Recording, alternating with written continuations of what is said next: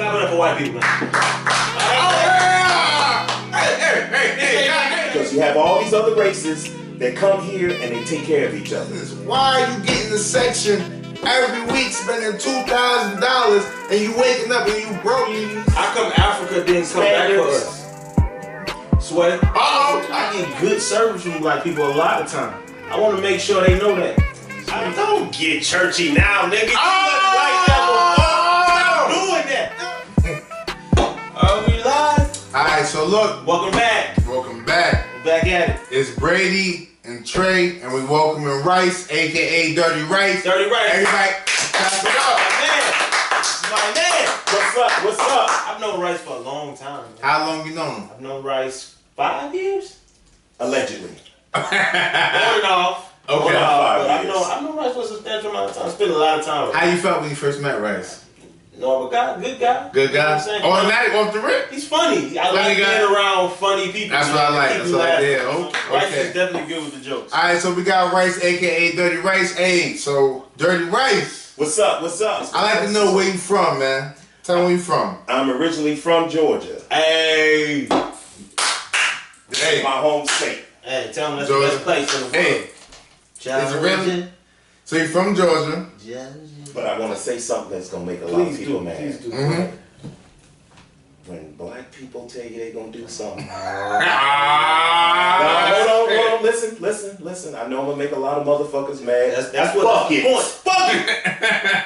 When black people tell you they gonna do something, yo, B, I'm gonna get back with you, man. Yo, give me your number, give me your card, yo, I'm gonna holler at you, I'm gonna call you, you know, blah, blah. Fuck all that shit. Right. When white people tell you they gonna do some shit, they gonna do it. They do it, and they do it well, and they do it efficiently, and shit happens.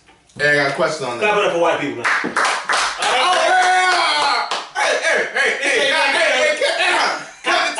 Cut the tape. I just seen Black Panther.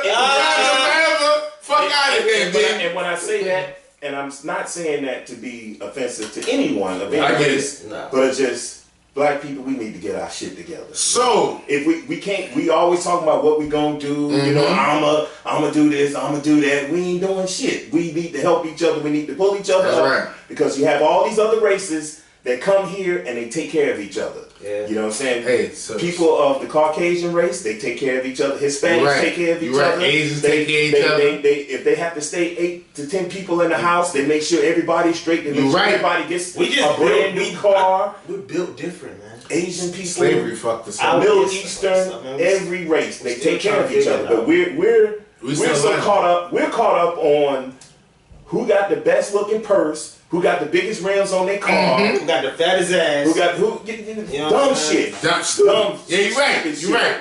We don't even know what investments are. Right. No. We argue who got the most. All we know about is Cardi B's latest song and what's gonna be popping at the U-Bar this weekend. Hey, you're right. Hey, especially in Atlanta. Atlanta is very big, diverse in the club life. I feel like sometimes it sets us back. We always worried about what's the next move to make as far as club life, but we're not educated on what's the next move to make for our actual lives. Yeah. We are so caught on the social media. I know people right now, right? I'm gonna say scammers, drug dealers, getting all this money, and they wait until the club is popping to buy a section and blow their motherfucking money. How you gonna make $10,000 a week and get a section every week, man? That's stupid. You could be buying a house. You could be buying a business. Why are you getting a section every week spending $2,000 and you waking up and you broke and you gotta go hustle again to go to the club the next weekend? I'm gonna tell you why. I'm gonna drop some knowledge on it. Okay, drop them gems. Here we go. There are distractions put out here for us that keep us on the bullshit.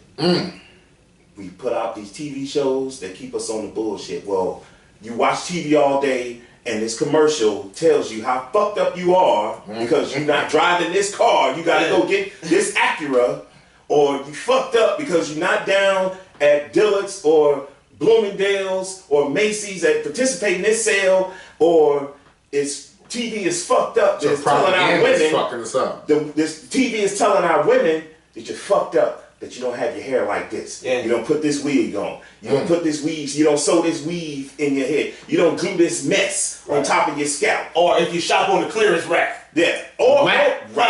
Right. I shop on the clearance rack. That's right. Hey, it is okay. Hey, dare to be different. My shoes cost $40. No, these didn't. Hey, but ask him how much his house costs.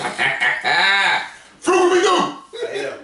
That's it. There's just too many distractions out here to keep us on the bullshit, and we're so gullible enough that we stay on the bullshit. We stay feeding into that dumb shit. Now, it's okay to have fun. It's okay to let your hair down. It's okay. You have to have a social life. You have to blow that energy off. But when you make it about everyday life, it's bullshit. Yeah. And everybody else is moving and advancing forward further and faster than us. And we're still left behind on dumb shit. Do you think that it's more of their fault? When I say they, I mean like, you know what I mean, they, the system. Is it more of the system's fault or is it more of our fault? It's more of our fault because we should be smart enough to pick up. Should we really though? Why should we be smart? I want to explain that. It's never, let's take for instance, black people, you're a wild animal.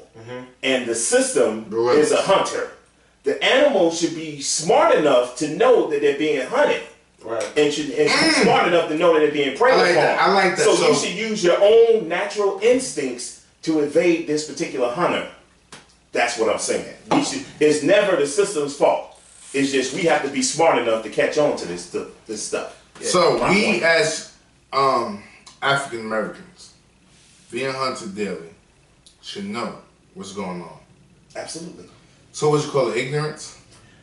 I call part of it ignorance. I call it self-inflicted ignorance. Because that's deep. I like that. I like that. Self-inflicted ignorance. Keep going. Self-inflicted ignorance, because you can choose whether or not to educate yourself, and it doesn't have to be in those institutions or buy no books. You can learn just from experience, life experiences.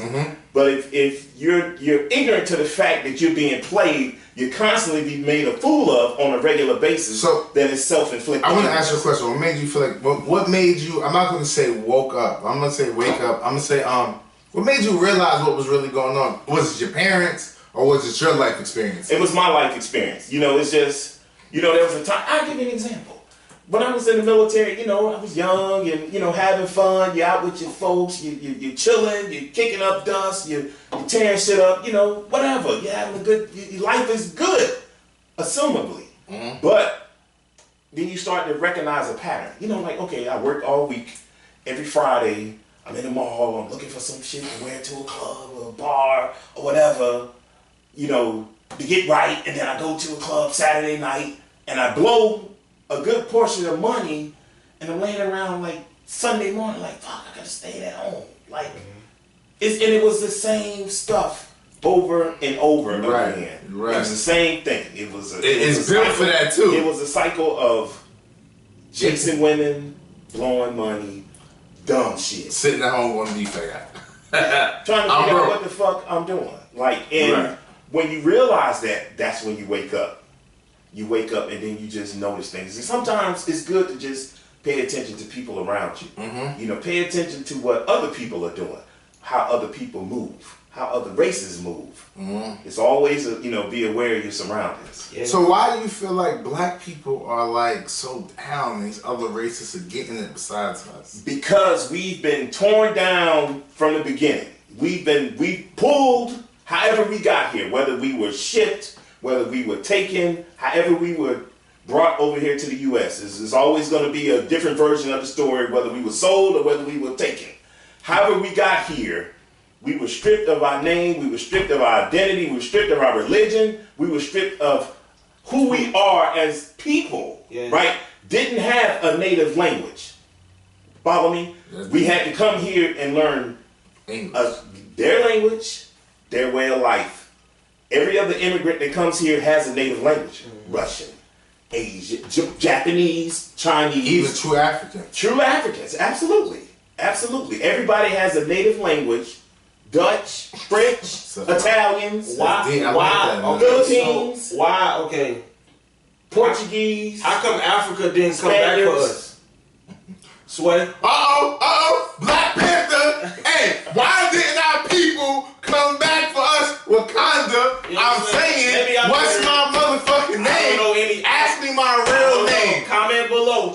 why didn't Africa? Why didn't they come? I like it, Carter. I like that. I fucking like that. I feel like I fucking like that. That's a great topic right now. Due to the fact of what's going on in the movie with this wild Black Panther, I want to know. No, but you know I seen it, and when I don't know if everybody who watches, but by the time we put this out, everybody to know. Everybody should have seen it, bootleg or real, whatever. Hey, why did not people come back? But if they knew what the fuck was going on, why didn't they come for us?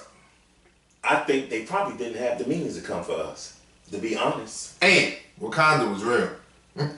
I mean, stop bullshit. Not for real. All jokes aside, but you know, like, I think they possibly didn't have the means to do it, and I'm not blaming that. I think you don't think it was a money trade? It happened. The first leg was what, 14 something? Yeah. So you don't 1800s. It wasn't kings and queens in Atlanta. I'm saying Atlanta in Africa. Yeah, but you got to think in any kingdom you have what you call fodder.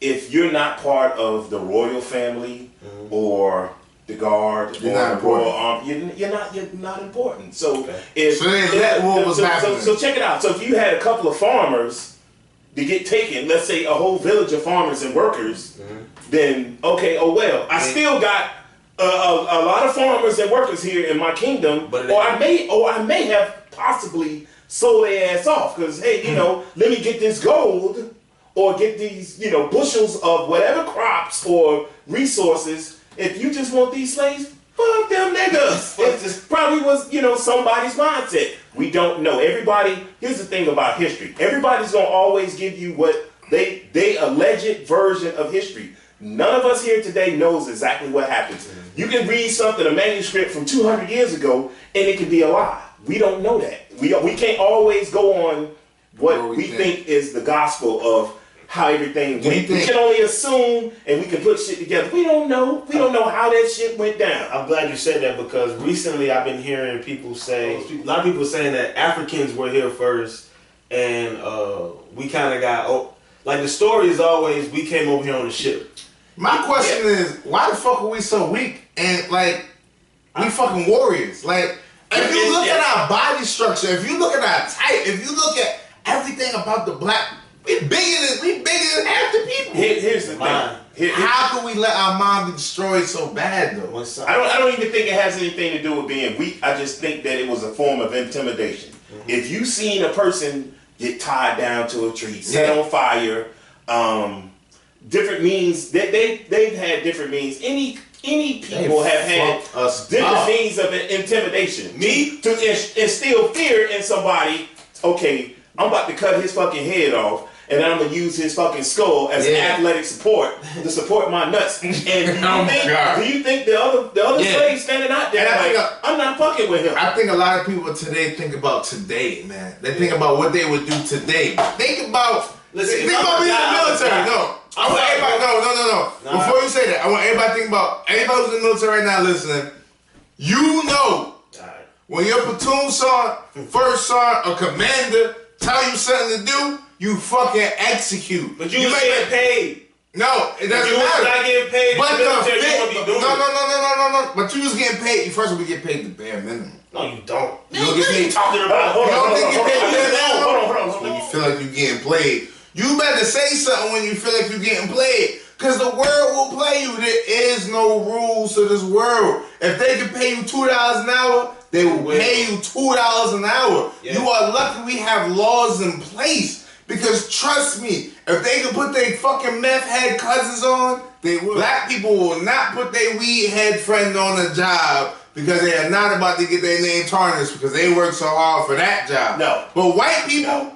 I hate to say it, and I hate the way it sounds. Yeah. White people put their meth head cousin on before anything with no issues, bring them on the team, and tell their supervisor, hey, man, look, man, hey, my cousin on drugs. But now, honestly, tell the truth, man. Honestly, would you put your crackhead uncle on the job when you know that he comes to work, half of that shit is going missing? Do you realize you're not doing that? But that's what they do. No. That's what they do. Don't lie. White people will do it. White people will do it. We talking about you won't put me.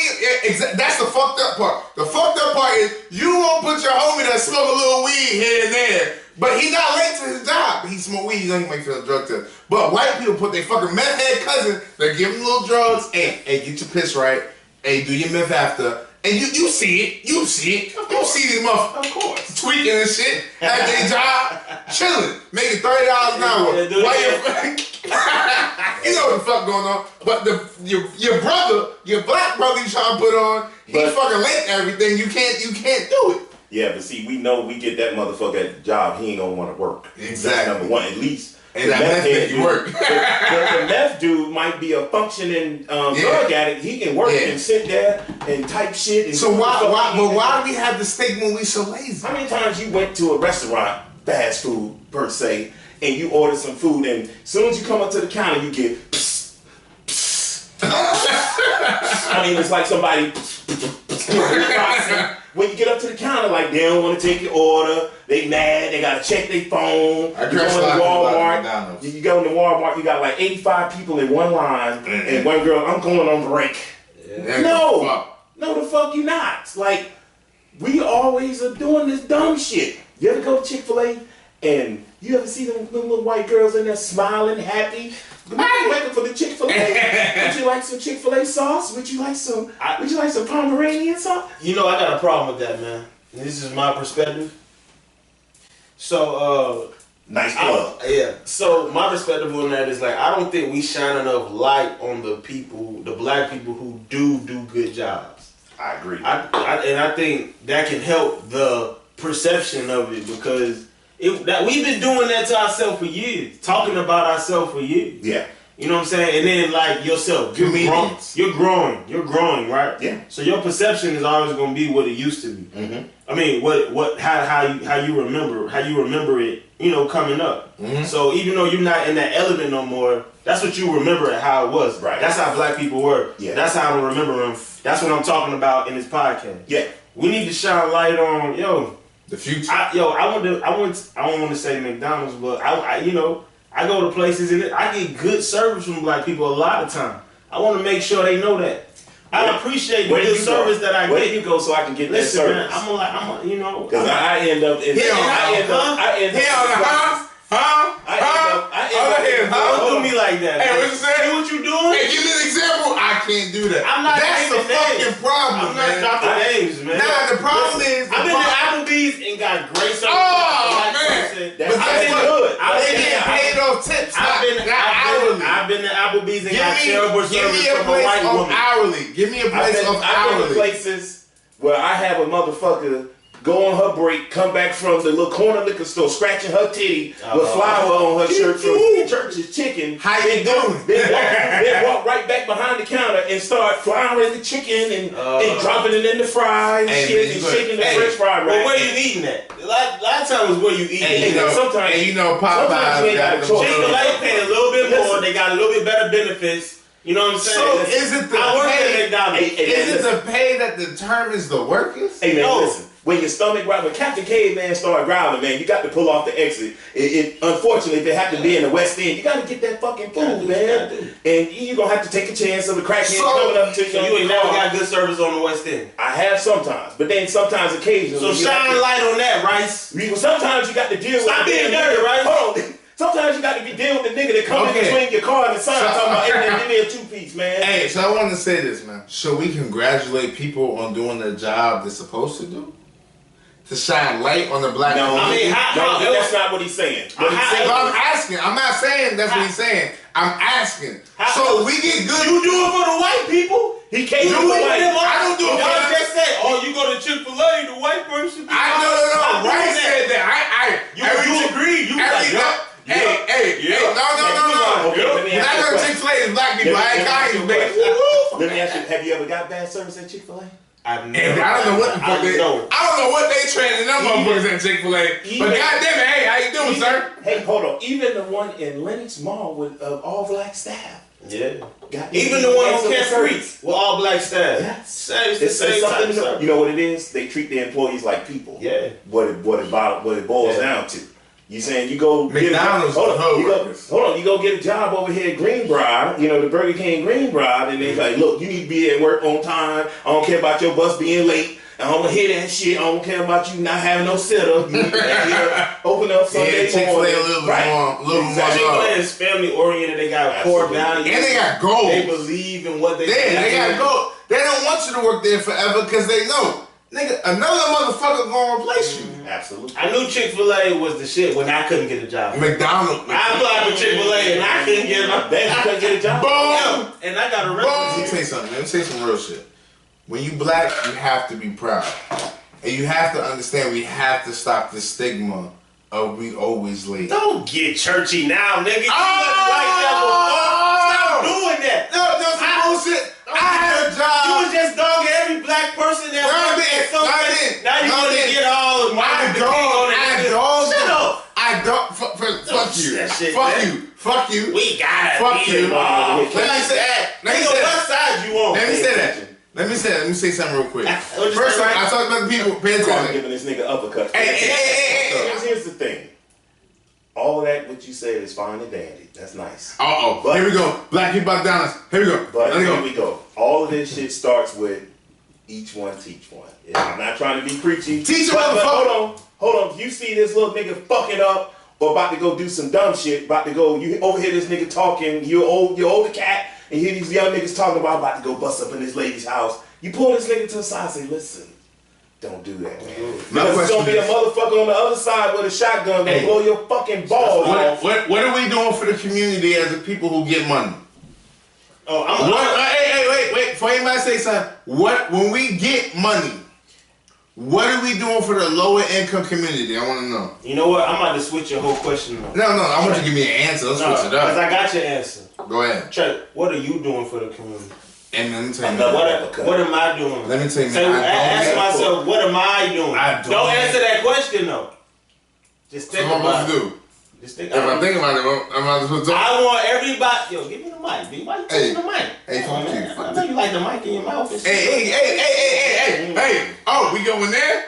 Going there? Oh, he fucked it up. He on that midtown shit. Yo, McDonald's working. Yo.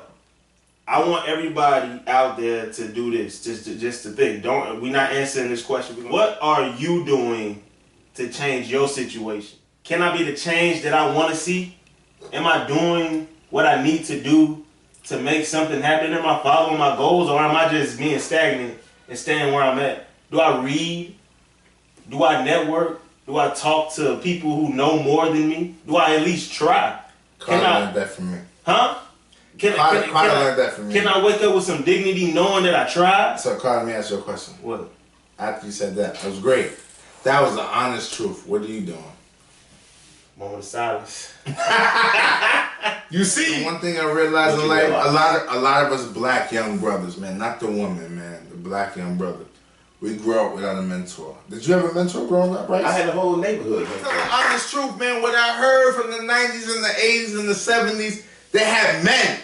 They had men out there telling these young brothers, hey, man, don't fucking be me. Half of the dudes that mentored me were cats that were already in the game, doing dumb shit. Telling you don't be me, right? Right. Don't. All right, so me and Carter are here for the early 90s. But see, now you have people encouraging folks to do. Thank you. You're right. Dumb shit. You're right. End up in the graveyard because no one is doing it now because everybody's concerned about I'm not fucking up my shit. Yeah, I got my shit. I got my job. We gotta stop being selfish, man. I got my woman. We gotta start. We gotta hit the streets, man. Fucking with these dumb. We gotta do like we gotta do like what? Be specific. Like, specific. You talking about behavior?